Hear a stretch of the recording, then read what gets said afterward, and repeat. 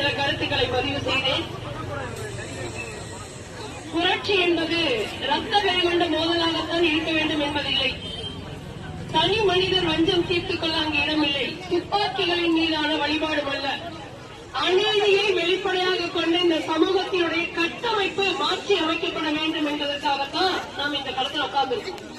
இந்த யாருங்க அகதி? காலம் காலமாக வந்த பெருமை மிகு தமிழர் என்ற பெயரில் 6 மாத